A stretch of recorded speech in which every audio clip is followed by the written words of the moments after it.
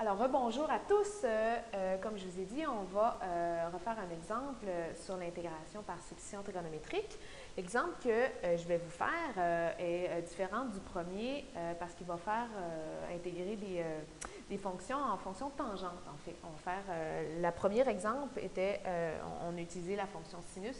Là, on va utiliser plus la fonction tangente. Comment on va faire ça? Bon, première chose, si je reviens à la base, vous voyez le dénominateur. L'expression x carré plus 81 nous fait penser à le théorème de Pythagore. Et donc, ça veut dire qu'on est dans la bonne piste pour utiliser la substitution trigonométrique. Fait qu'on va construire notre triangle de substitution à partir de cette expression-là. Comme on a une somme de carrés dans l'expression, ça veut dire que les deux côtés qu'on va utiliser, c'est le côté opposé, le côté adjacent. Donc, moi, j'ai choisi comme côté opposé de l'égaler à x. Et la racine de 81, ça fait 9. Donc, mon côté adjacent va être égal à 9. Ce qui veut dire que mon troisième côté, l'hypoténuse, selon le théorème de Pythagore toujours, va être égal à la racine de x2 plus 81. Alors, maintenant, toujours en utilisant les rapports trigonométriques, le rapport de la variable x sur la constante, donc x sur 9, c'est-à-dire le côté opposé sur le côté adjacent, est égal à la fonction trigonométrique, tangente θ. Fait que x est égal à 9 tan θ. On a besoin de notre dx pour faire notre changement de variable. Alors, la dérivée de 9 tan θ, c'est 9 fois sécante carré, θ dθ.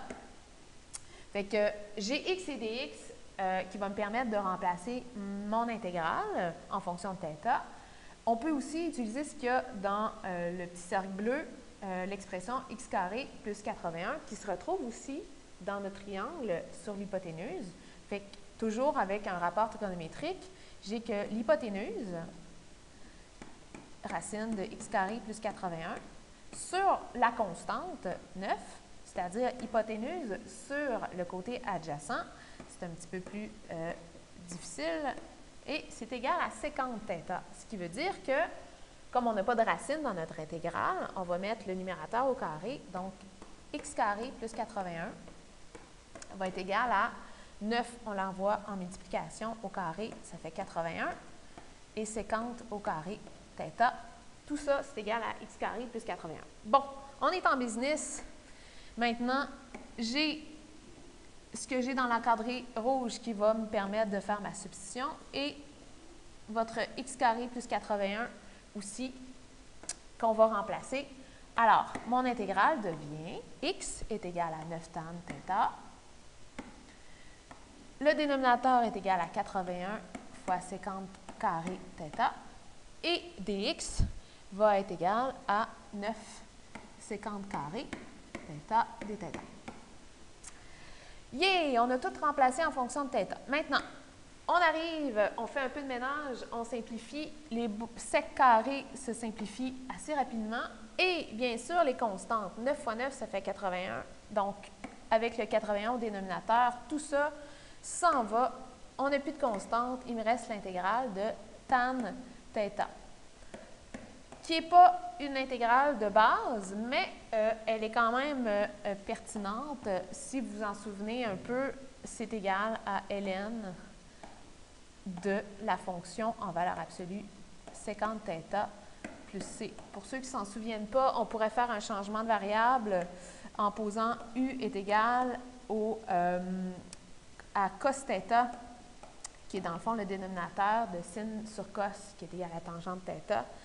Donc, on retrouverait notre ln de valeur absolue de sécante θ. Maintenant, dernière étape, comme tantôt, notre but, c'est de revenir trouver notre primitive en fonction de x, comme on était dans l'intégrale de départ. J'ai un sec θ à remplacer. Bon, dans mon triangle de substitution, c'est le fun, on peut retrouver toutes les fonctions trigonométriques, les 6, dont sec θ, et vous l'avez, sécante θ, vous l'avez juste ici, je vais le mettre en bleu, regardez, je vais l'entourer. Sécante θ, c'est la fonction hypoténuse sur adjacent, donc racine de x2 plus 81 sur 9.